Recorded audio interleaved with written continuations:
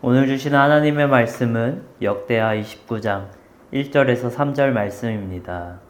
히스기야가 왕위에 오를 때의 나이가 25세라 예루살렘에서 29년 동안 다스리니라.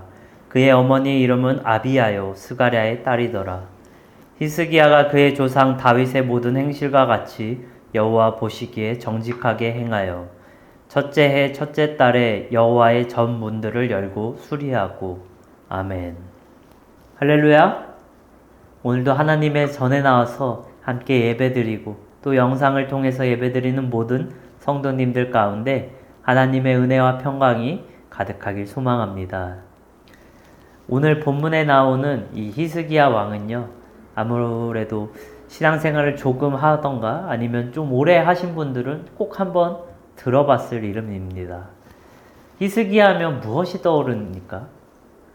아마 가장 먼저 기도를 통해서 15년을 더 많이 산 것, 그것을 떠올리는 분들이 많을 거고, 또 한 가지는 이 히스기야 굴을 떠올리는 분도 많으실 겁니다. 제가 2019년에 이스라엘로 그 성지 순례를 간 적이 있었습니다. 그때 수많은 성지들을 이렇게 둘러다니면서 굉장히 은혜 받고 또 감명 깊은 순간들이 많이 있었습니다. 그 중에 하나가 이 히스기야 굴이었습니다. 여러분, 이 히스기야 굴이 뭡니까?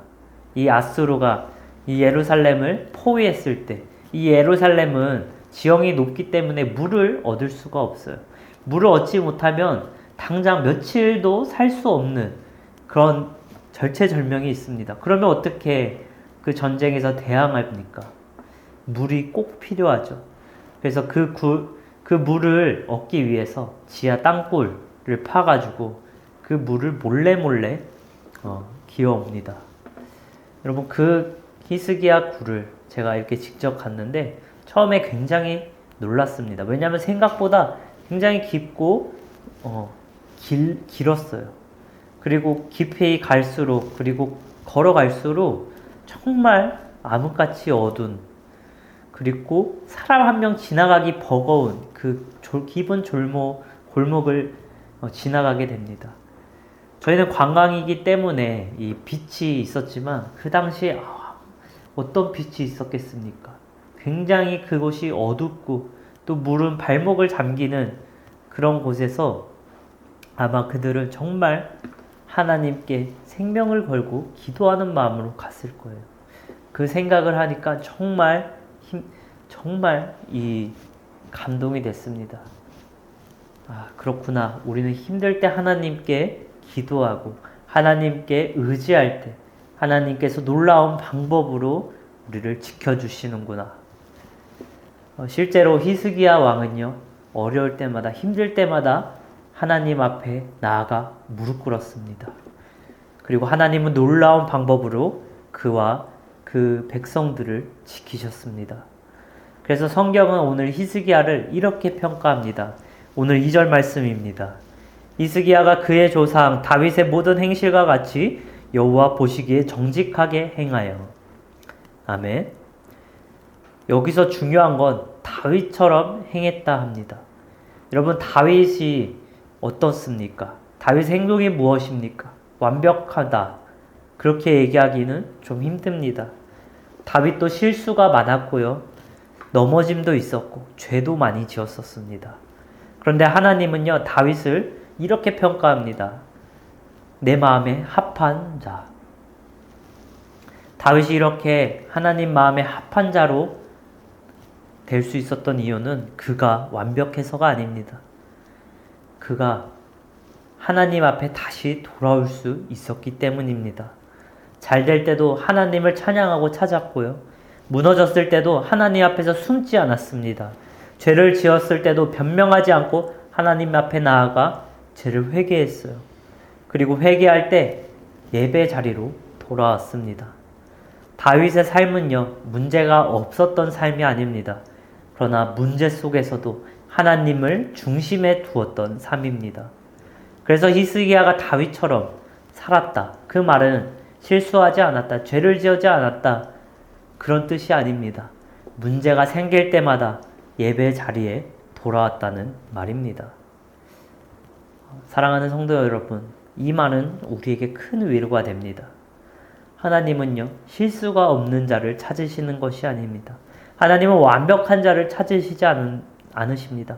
만약 하나님이 잘나고 완벽한 사람을 찾는다면요, 이 자리에 오실 분이 몇이나 되겠습니까? 아마 아무도 없을 겁니다. 그러나 하나님은요, 실수하고 죄짓고 무너진 사람을 찾으십니다.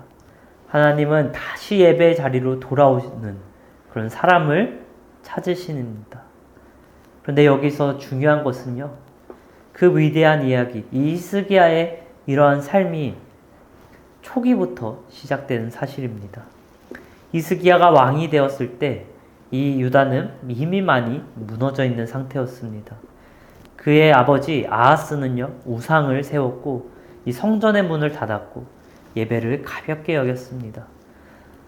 성전 건물은 있지만 예배는 멈췄고 또 제도는 남아있지만 하나님의 중심이 아니었어요. 게다가 이 바깥으로는 아수르라는 초강대국이 계속해서 이 유다를 압박했습니다.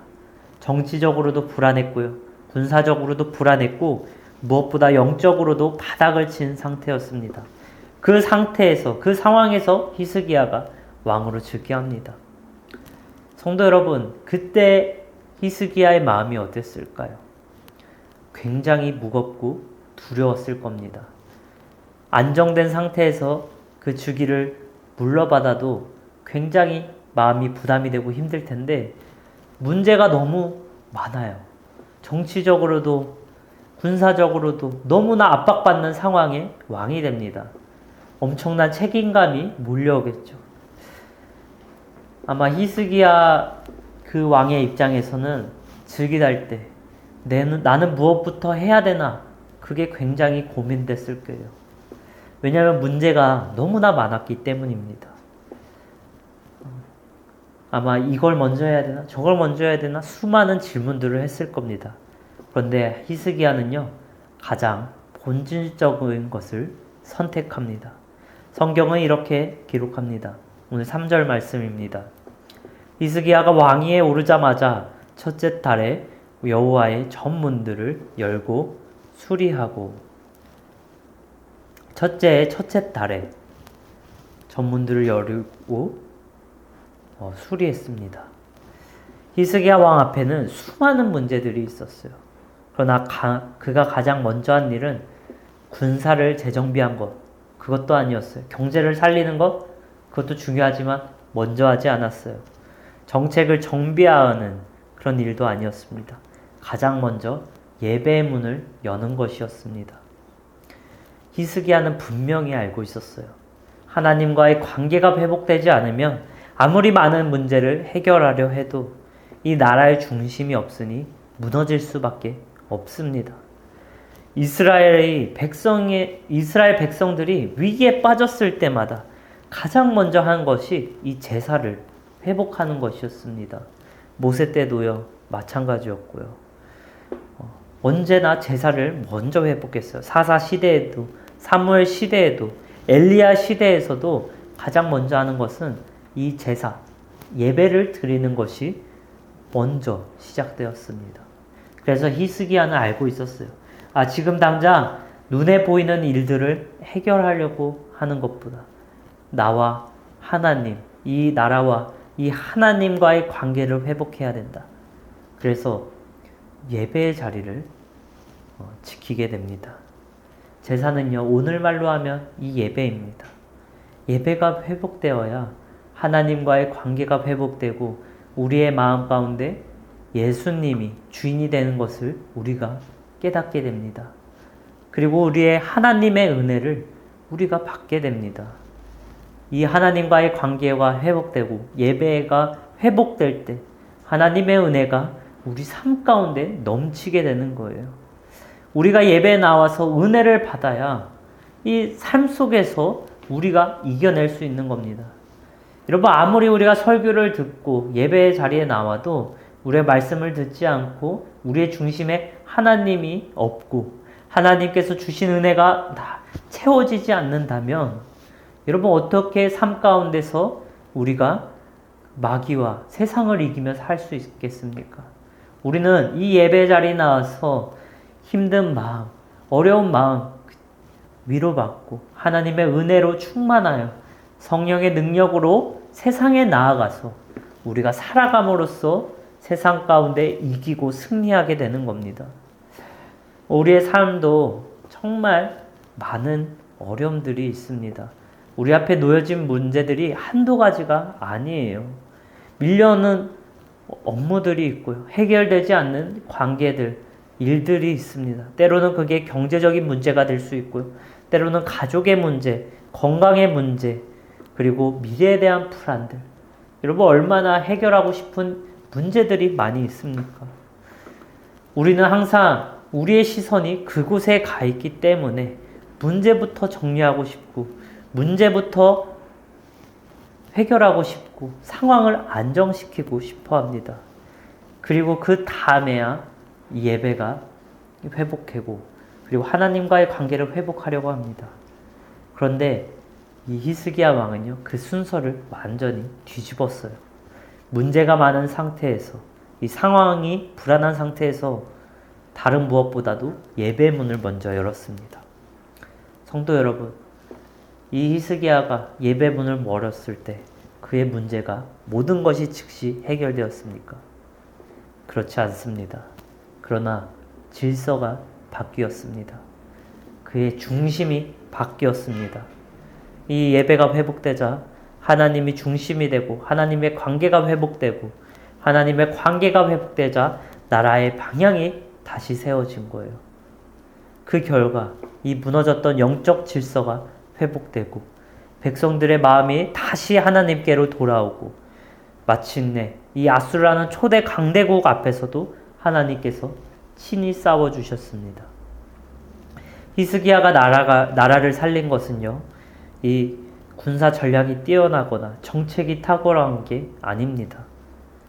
예배문을 열었고 영적 중심, 영적 질서를 바로 잡았기 때문에 그가 나라를 살릴 수 있었습니다. 성도 여러분, 이 예배는요, 단순히 우리가 한 주간 잘 살았다고 하나님께 나아가서 보고드리는 자리가 아닙니다. 또 모든 상황이 안정되고 예배 드릴 만한 사람들이 나와서 예배 드리는 것이 아니에요. 예배는요, 문제를 안고 있어도 상황이 녹록치 않아도 하나님 앞으로 나아가는 자리입니다. 그 모든 것을 하나님 앞에 내려놓을 수 있는 자리입니다.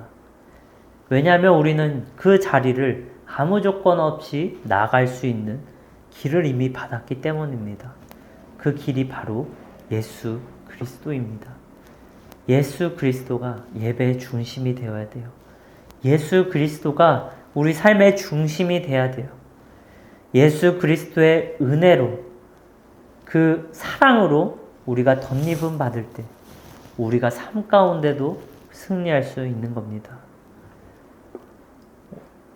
예배의 자리는요, 우리의 모든 문제 해결되고 우리의 모든 상황들이 나아지고 나오는 자리가 아닙니다. 예수님께서 오히려 이렇게 말씀하십니다. 수고하고 무거운 짐진 자들아 다 내게로 오라.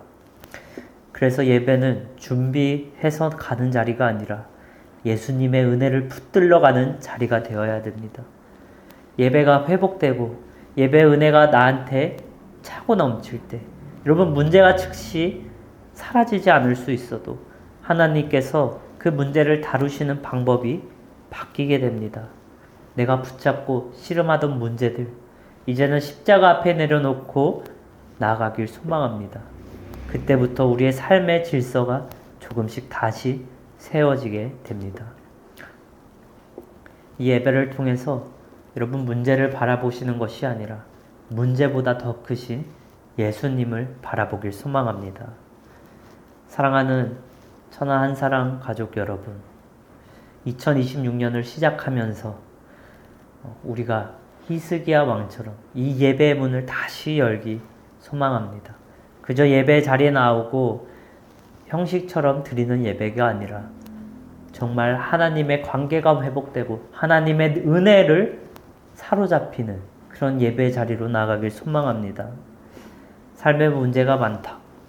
우리의 업무들이 쌓였다고 우리의 예배를 뒷전을 미루지 않고 예배가 중심이 되는 삶이 되길 소망합니다. 여러분, 문제가 다 해결되지 않아도 괜찮습니다. 상황이 다 안정되지 않아도 괜찮습니다. 예배가 회복되면 하나님께서 우리의 삶의 질서를 다시 세워주실 겁니다. 우리는 예배를 통한 이 은혜와 성령의 도우심으로 살아가야 됩니다. 주님께서 싸워주시고 주님께서 해결하여 주시고 주님께서 승리하실 것입니다. 올 한 해 우리가 예배 본질을 다시 세워나가길 소망합니다. 우리의 예배 중심에 어린 양 예수가 되길 소망합니다. 예배로 시작한 이 한 해를 하나님께서 책임져 주실 겁니다. 특별히 올 한 해 우리가 처음 시작하는 마음으로 우리의 중심을 예배에 두고 우리의 중심을 하나님에 두고 나아가길 소망합니다.